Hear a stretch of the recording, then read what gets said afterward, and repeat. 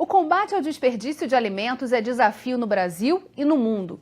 Cálculos mostram que 1/3 do que é produzido é jogado fora e que mais de 30% desse desperdício acontece em casa. No Rio em Foco, que começa agora, vamos mostrar as iniciativas e campanhas de longo prazo que estão sendo feitas para mudar hábitos de consumo e reduzir o desperdício e a perda de alimentos. Vem com a gente!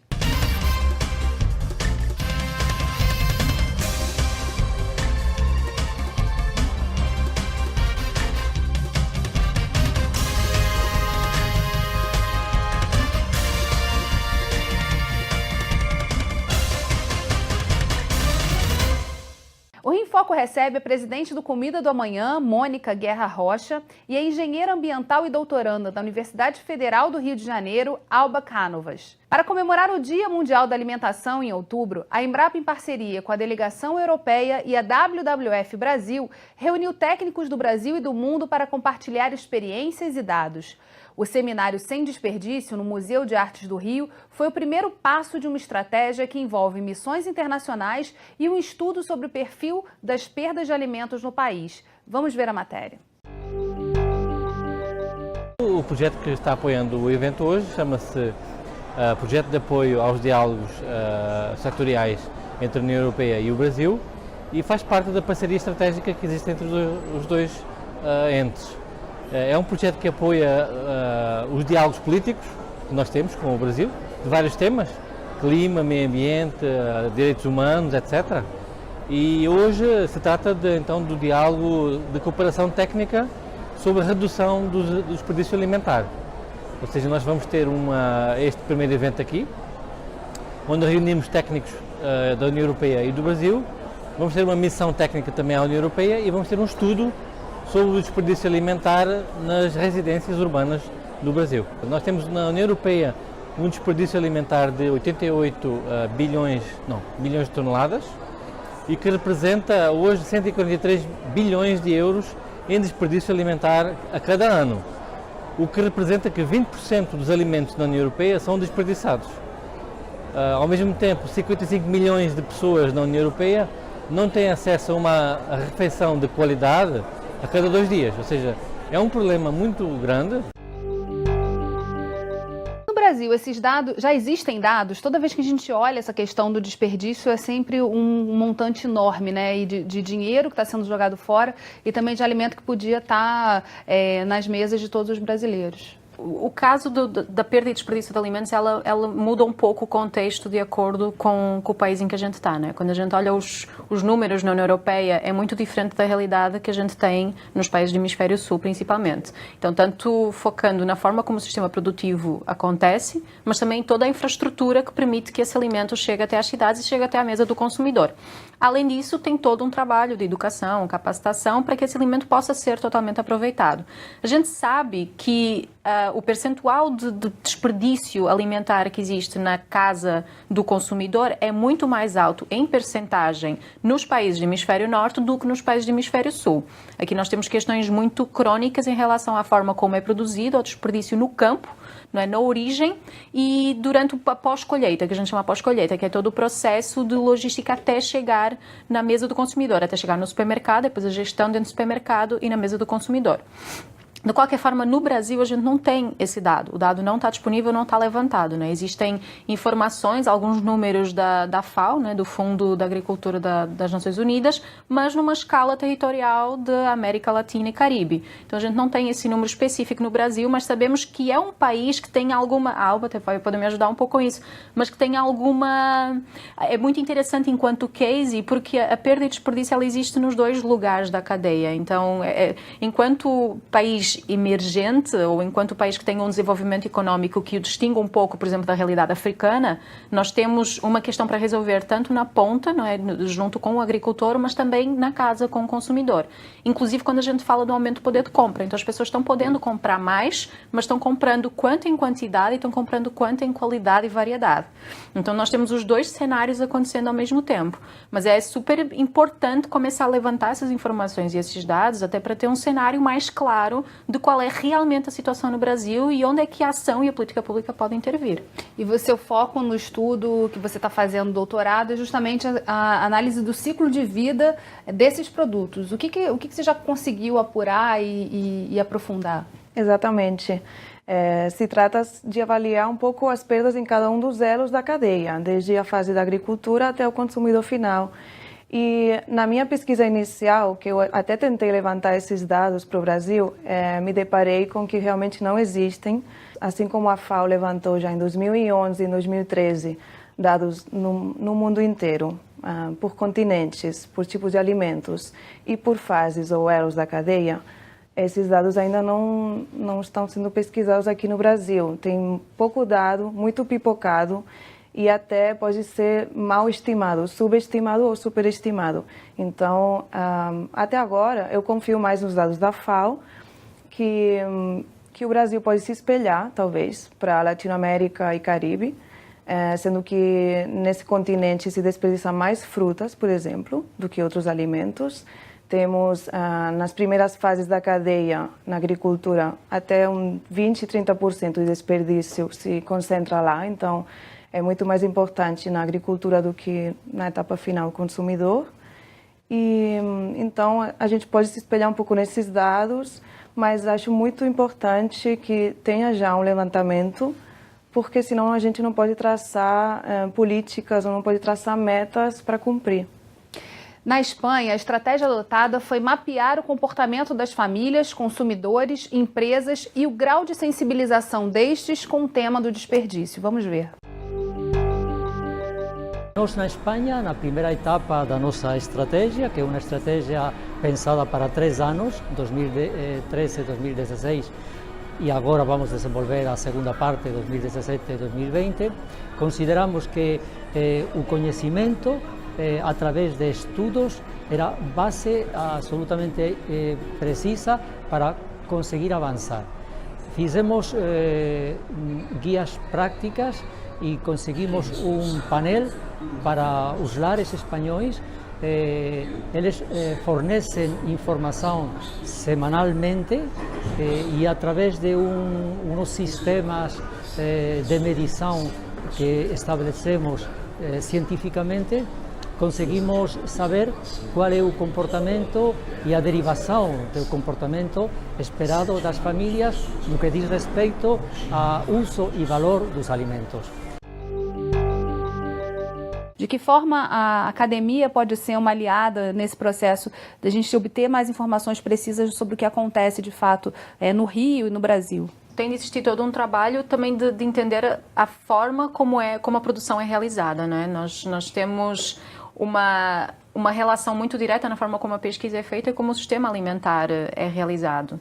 E eu acho que existe aí um desafio grande, né, de entender como é que como os dados são mapeados, mas também como é que essa informação é tornada transparente por todos os sistemas. A gente está falando muito de uma relação entre o poder público, entre as empresas, né? A gente sabe que cada vez mais as empresas são as donas da produção alimentar e da distribuição, né? Como é que a gente envolve o varejo também nesse processo de conseguir quantificar e como é que a gente entende depois na parte do ponto de vista do consumidor, como é que é a cultura alimentar e o comportamento alimentar do consumidor.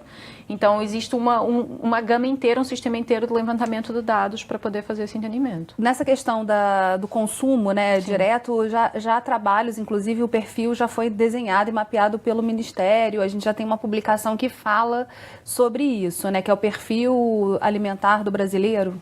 Nós temos o guia alimentar para a população brasileira. Mas o guia alimentar é um guia que traz um conjunto de recomendações de hábitos alimentares. Ele não mapa, ele não traça um perfil do consumo. Tanto que a gente não tem nem perfil do consumo, nem perfil nutricional. A gente não consegue até então saber, por exemplo, com clareza a quantidade de famintos e de sobrepeso ou obesos que a gente tem no país. E isso vem para esse desinteresse em relação a entender o sistema alimentar, que faz com que a gente chegue muitas vezes num caminho quase sem... Parece que não tem fundo, né? Parece que não tem luz no fim do túnel. Como é que a gente consegue entender a alimentação como um tema muito importante importante, tanto do ponto de vista socioeconómico e do ponto de vista ambiental. É um absurdo a gente pensar que estamos desperdiçando a quantidade de alimentos, 30% do que é produzido é desperdiçado, e ao mesmo tempo a gente está produzindo 123% das calorias necessárias per capita no planeta.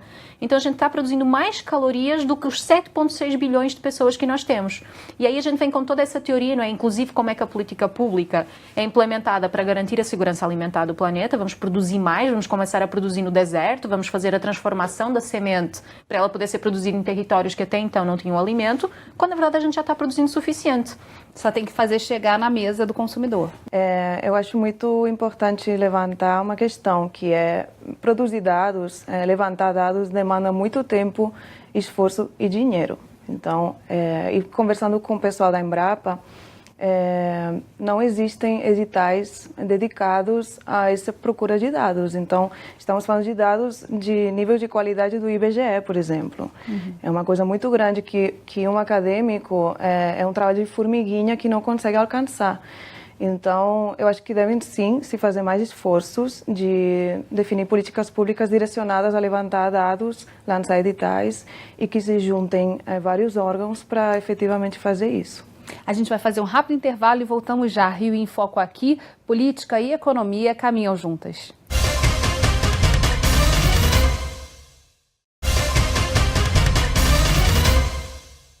Voltamos com Mônica Guerra e Alba Cánovas.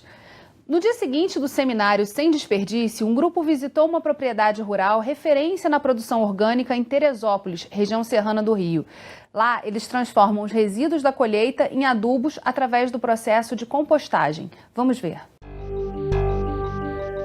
Representantes da Espanha, Suécia e França, juntamente com pesquisadores brasileiros, visitaram o rancho, localizado no município de Teresópolis. A empresa, fundada em 2000, produzia e comercializava inicialmente hortaliças in natura para restaurantes e hotéis. Com o passar dos anos, a oferta de produtos aumentou e em 2004 surgiu a ideia de realizar um trabalho que gerasse menos resíduo. O sucesso foi tanto que o rancho firmou uma das suas principais parcerias com o restaurante Delírio Tropical e passou a produzir alimentos orgânicos. Em 2004 a gente viu a necessidade onde o restaurante queria uma coisa mais prática, né? Que não gerasse tanto lixo como gera o in natura. E foi quando a gente entrou em contato com a Embrapa. E eles explicaram para a gente como funciona o minimamente processado e eles fizeram um projeto para o rancho. Nós fizemos um projeto para 1.000 quilos e a gente se deparou que em 2 anos esse negócio estava duplicando, triplicando e a gente precisava ampliar o negócio. Em 2010, 2011, a gente verificou que o lixo agregado, o resíduo agregado era muito grande. E a gente continuou buscando a Embrapa para isso. Fizemos um projeto, uma técnica de processar esse resíduo, de fazer a técnica da compostagem, onde eu pego parte do meu resíduo, que na realidade eu comecei a tratar todo o meu resíduo, que chegou a ser 2, 3 toneladas que a gente começou, e paramos de poluir o meio ambiente, vamos dizer assim. A gente não gerava mais resíduo no rancho, que jogava a céu aberto. A gente tratava esse resíduo e voltava para nós como adubo para o campo. Que aí começou com o Delírio Tropical. A ideia deles, gente, por que vocês não fazem orgânico para a gente? O Delírio vai ajudar vocês nisso. Então foi aonde a gente uniu a demanda, que é o Delírio Tropical, com a tecnologia, que foi a Embrapa, né? E o rancho com a processadora. Hoje, são gerados por dia aproximadamente 4 toneladas de adubo orgânico, com um resultado final de 300 a 400 quilos de composto orgânico. Todo esse esforço reduz o impacto ambiental e o custo com a logística para o transporte desse lixo. Nessa questão da sustentabilidade, voltando um pouco do que a gente falou no primeiro bloco, a compostagem já é o final da cadeia, né? Como aproveitar os resíduos que foram gerados. O que pode ser feito antes para que você tenha menos resíduos nesse processo? Pois é, a questão da compostagem é a última solução, talvez, que deveríamos olhar para quando temos um resíduo alimentar. Quando falamos de prevenção, são outro tipo de estratégias, ações que tem que se pensar na hora de não produzir, de produzir menos para conseguir atingir a mesma demanda. Então, no campo, por exemplo, podem se aplicar técnicas para que o alimento amadureça no ponto certo, para que não caia no chão. Uma vez que cai no chão, já deixa de ser assim, apto para o consumo. E tem toda uma série de outras técnicas que podem fazer com que não se desperdice no campo, que seria a primeira etapa, a melhor etapa para a gente poder prevenir. Depois poderíamos pensar, se pensamos na pirâmide dos resíduos, o primeiro passo é a prevenção. A segunda seria reuso ou reciclagem. Então podemos pensar no alimento que já não é tão apto para o consumo, mas ainda é bom, que é feio, que tem machucado, que tem um toque, poder processar ele para que ainda vire alimento. Ou, por exemplo, alimento animal. Pode não ser apto para o consumo humano, mas ainda é apto para o consumo animal. Esse seria outro tipo de reaproveitamento antes de pensar na compostagem. Tudo bem que a compostagem é bom, é melhor do que jogar no lixo, tem menos emissões de gases de efeito estufa, estamos evitando ainda algum impacto ambiental, mas temos que pensar que não é uma das melhores soluções e temos que pensar no início da cadeia. Agora, pensando também quando esse alimento chega à cidade, há outras iniciativas que também buscam reduzir esse impacto do desperdício, né? O que a gente tem de exemplos próximos da gente no Rio de Janeiro que a gente pode contar aqui para o nosso telespectador?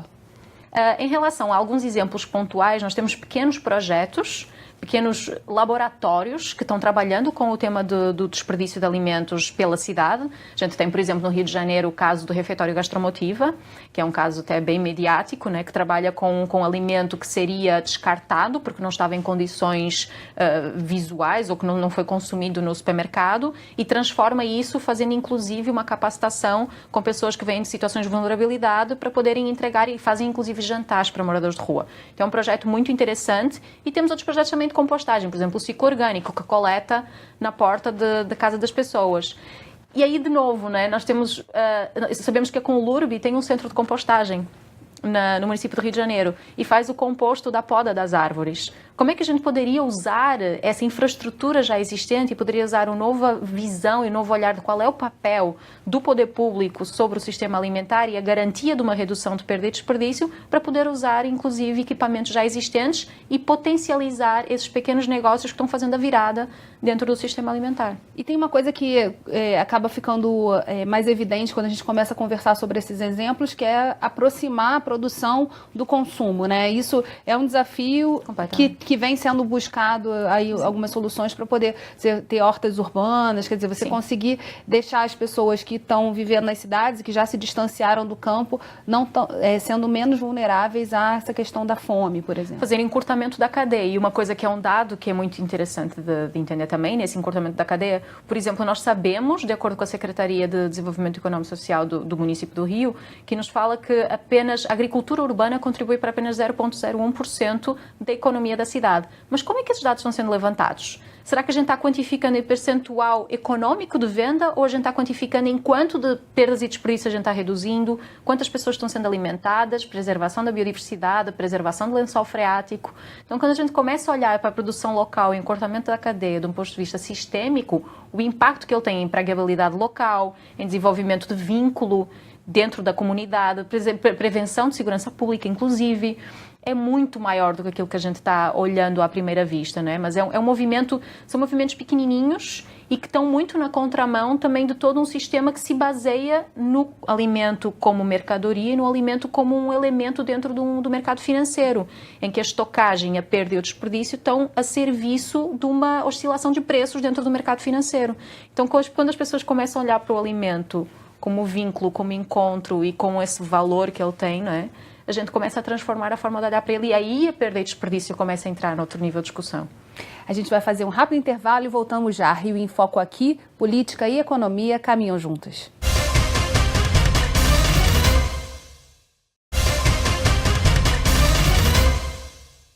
Em julho de 2017, foi aprovado em Brasília, na Comissão de Constituição, Justiça e de Cidadania, o projeto de lei que estimula a criação de bancos de alimentos para receber, selecionar e distribuir gratuitamente alimentos. No Brasil, já existem 218 bancos de alimentos. Na matéria a seguir, vamos entender como eles funcionam. O Banco de Alimentos é um equipamento público de segurança alimentar e nutricional.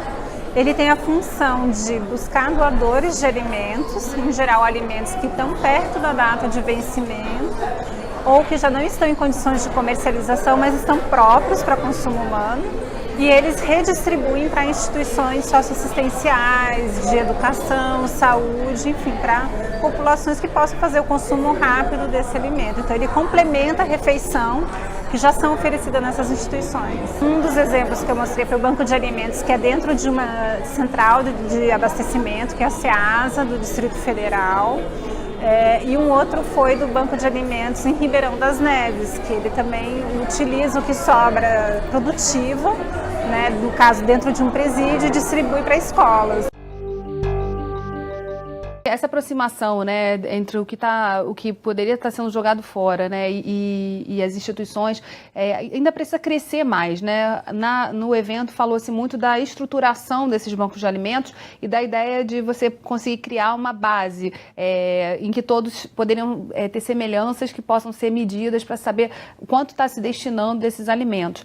Mas para além desses bancos de alimentos, que outras iniciativas estão sendo tomadas e que estão no radar de vocês, que a gente pode discutir como políticas públicas que estão ajudando a trazer esse tema do desperdício para a pauta brasileira também? O Banco de Alimentos em si é uma iniciativa muito interessante, inclusive ele nasce muito relacionado com o combate à fome, né? Da gente conseguir garantir a alimentação nas populações que não têm acesso a esse alimento.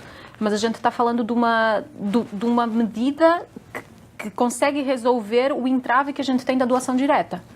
Então, como é que a gente consegue trabalhar e destravar alguma política pública para que o próprio supermercado ou restaurante possa fazer uma doação direta para a população sem precisar do intermediário, sem precisar dessa estrutura de intermediação entre os dois processos, né? A gente sabe, por exemplo, esse exemplo do refeitório gastromotivo, que eu acho que é um exemplo que é bem interessante, de como ele recebe o alimento e transforma esse alimento, e o processo de transformar esse alimento já é um processo de empoderamento em si, e entrega isso tanto para a população como para a população de baixa renda. Mas como é que um projeto como esse, inclusive, dependeu de um financiamento do setor privado para que ele aconteça, né? Como é que isso poderia ser visto em escala como uma metodologia, que pode ser uma metodologia de implementação a nível nacional, né? Como é que a gente consegue trabalhar com isso? Mas acabam sendo iniciativas pontuais, né? Quer dizer que, pensando em escala, é difícil dar conta de todas essas necessidades que acontecem e da diversidade também que a gente tem no próprio território, né? De como resolver isso com medidas mais objetivas. Uma delas, né, que se falou também nesse evento, foi a questão de facilitar a doação do alimento direto.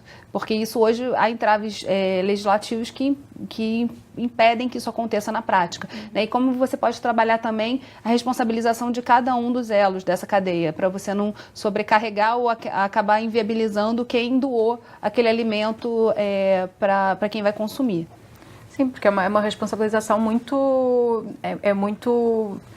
complexo, não é? Entender como é que você vai colocar nas costas de quem está querendo doar o alimento a responsabilidade sobre os impactos que esse alimento vai exercer. Quando a gente sabe que tem impactos, o alimento, o prazo, existem algumas discussões até se a gente poderia transformar o prazo de validade do produto e dizer consumir preferencialmente antes do fim de, e aí quando a gente está próximo do prazo isso pode conseguir combater alguma coisa na legislação? Ou será que a gente pode fazer essa doação direta através de um intermediário, ter algumas pulverizações de intermediários que podem ajudar nesse processo em vez de canalizar tudo para um sistema?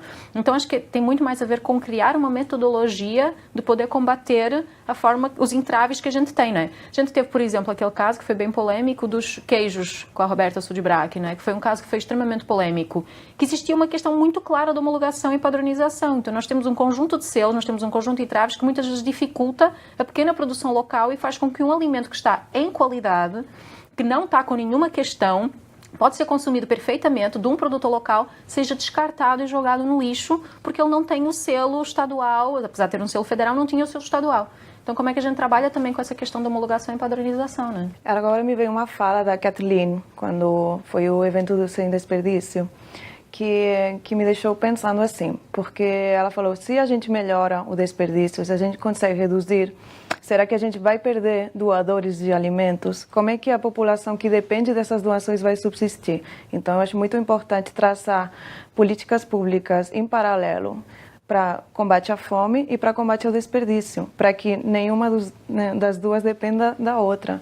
E a questão da comunicação aí é muito importante, né? Quer dizer, fazer chegar ao consumidor essa consciência de que ele que está jogando fora poderia estar alimentando outras pessoas, né? Até para empoderar esse consumidor, dele pensar formas de aproveitar esse alimento, né? O desconhecimento a respeito da utilização integral dos alimentos é muito grande. Existem alguns projetos bem interessantes, né? Temos, por exemplo, o caso do Sesc Mesa Brasil, que trabalha exatamente com isso numa escala maior do que a gente vê em pequenos projetos individuais, né, que vão acontecendo.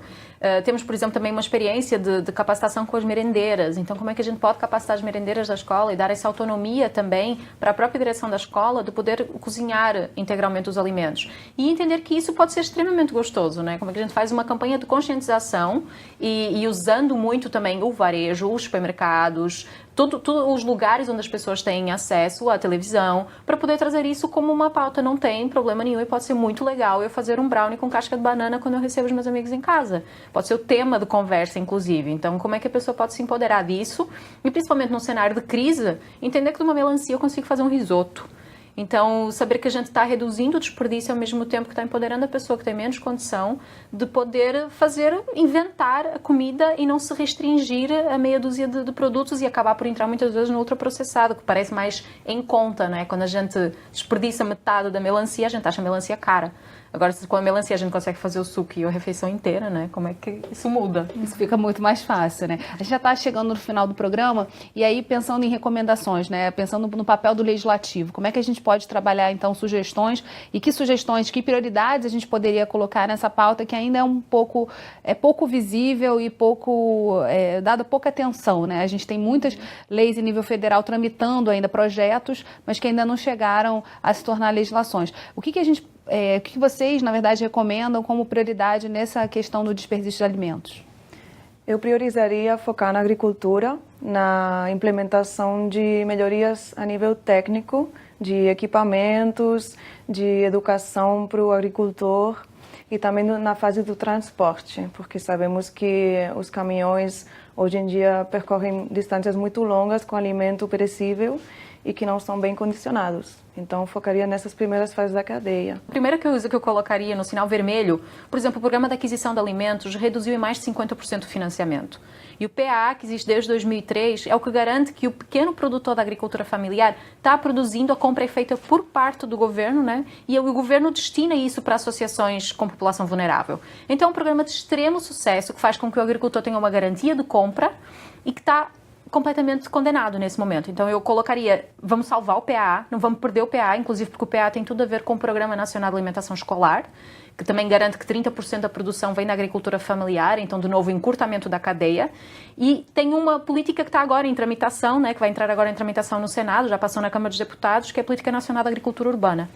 Então, a gente pensar como é que essa política nacional pode ser implementada a nível municipal e a nível estadual e isso transformar-se num plano de alimentação urbana, um plano de agricultura urbana. Então, como é que a gente consegue olhar como é que o alimento chega, capacitação, informação, distribuição, doação para redução de perdas e desperdícios. A gente consegue olhar para isso como uma política integrada, pegando já as demandas do governo federal, as políticas que estão em tramitação no governo federal e implementando isso na ponta, a gente consegue garantir 30% da agricultura familiar nas escolas, a gente consegue garantir junto com as escolas uma educação alimentar de qualidade, a gente traz informação para o consumidor além da publicidade que ele recebe e talvez a gente consiga começar a fazer essa transformação e mudar a legislação para permitir que realmente esse número comece a reduzir ao mesmo tempo que a gente está combatendo a fome e a obesidade no país. Bem, infelizmente, nosso programa está chegando ao fim. Obrigada, Mônica. Obrigada, Alba. E obrigada a você, telespectador, que acompanha a nossa programação. A gente se vê nas redes sociais. Aproveita e segue a gente no Facebook, Instagram e Twitter. Você também pode enviar dúvidas e sugestões para rioinfoco@lerj.rj.gov.br ou para o nosso WhatsApp 21 98890 4709. TV Alerj, o canal do povo fluminense. Até a próxima.